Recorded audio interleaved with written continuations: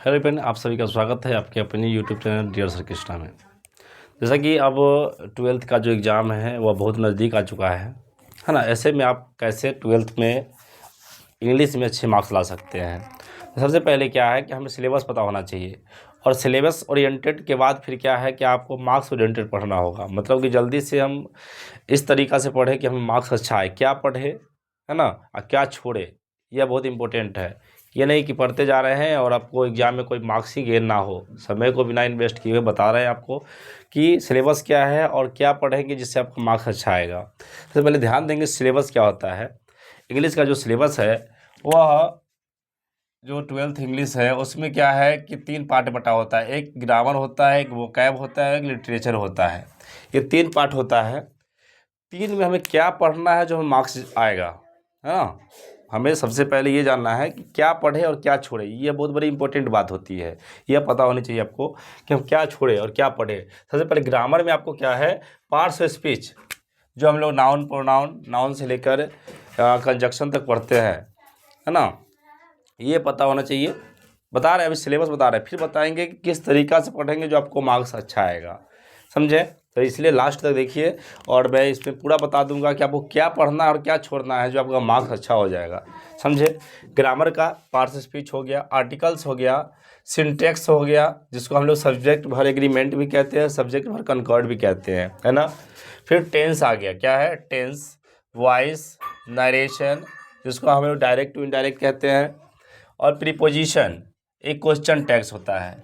तो लगभग मैं इसमें से, है ना, अभी चैप्टर आर्टिकल्स कंप्लीट करवा चुका हूँ, सिंटैक्स करवा चुका हूँ, टेंस करवा चुका हूँ, वॉइस करवा चुका हूँ, नरेशन करवा चुका हूँ, प्रीपोजिशन करवा चुका हूँ, क्वेश्चन टैग करवा चुका हूँ।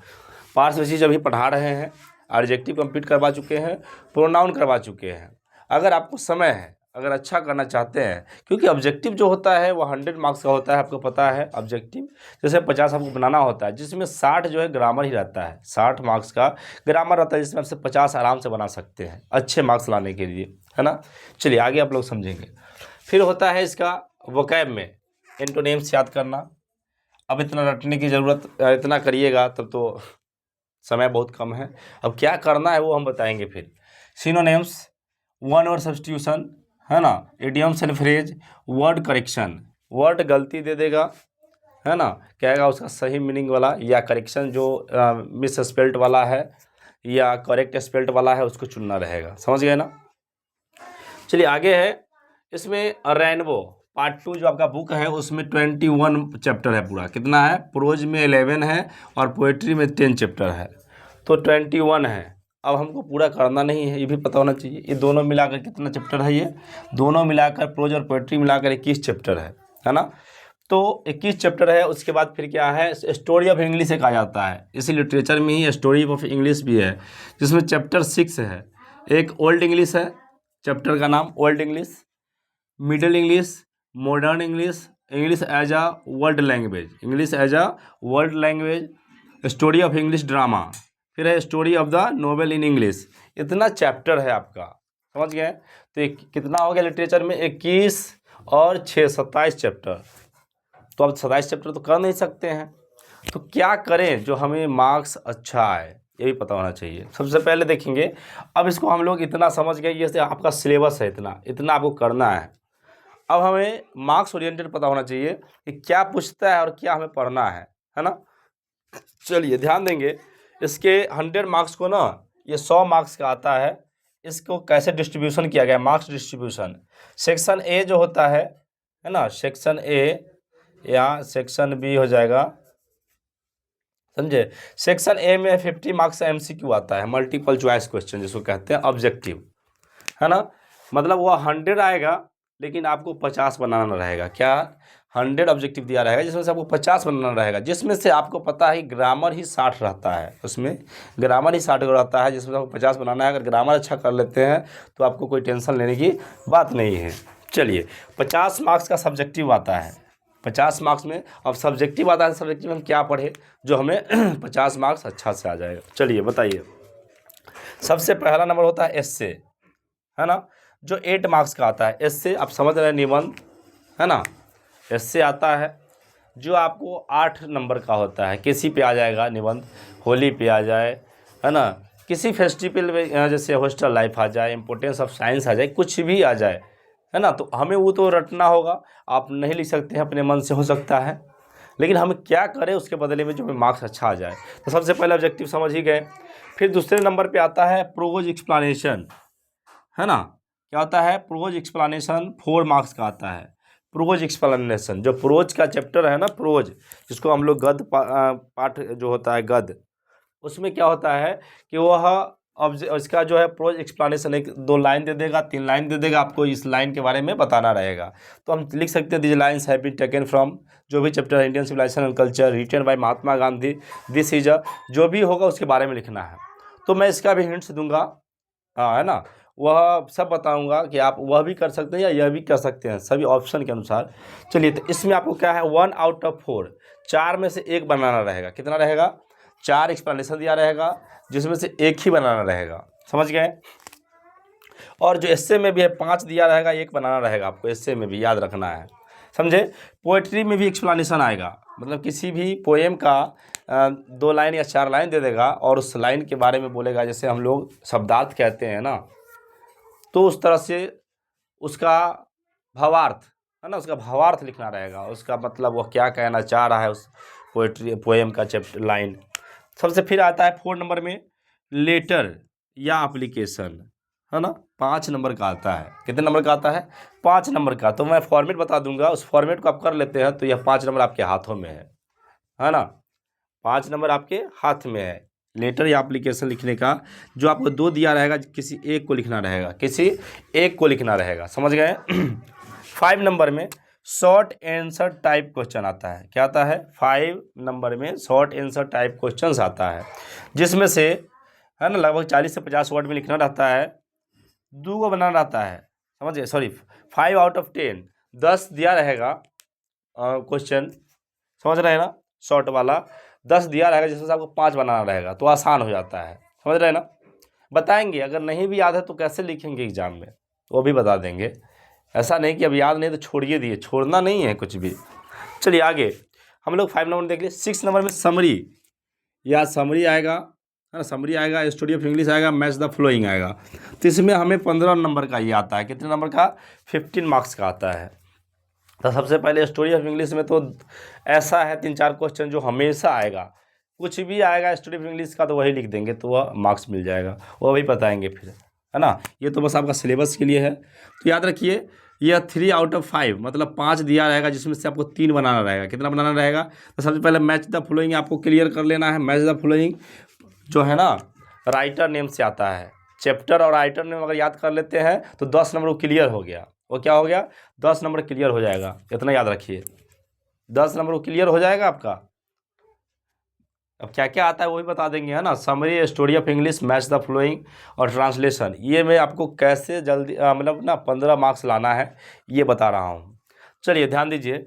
सबसे पहले तो right the summary of any one of the flowing, poem से रहता है ना, किसी पोएम से रहेगा समरी लिखने का।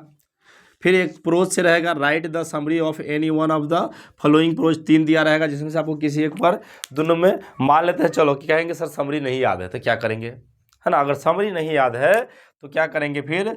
1 out of 3 question from story of English, है ना, मतलब 3 क्वेश्चन दिए रहेंगे, जिसमें से 1 आपको लिखना रहेगा। कितना लिखना रहेगा? 1 लिखना रहेगा स्टोरी ऑफ इंग्लिश से। उसे बता देंगे कि कौन सा एक ही ऐसा याद कर लेंगे स्टोरी ऑफ इंग्लिश में जो आपका 15 नंबर तो आसानी से आ जाएगा।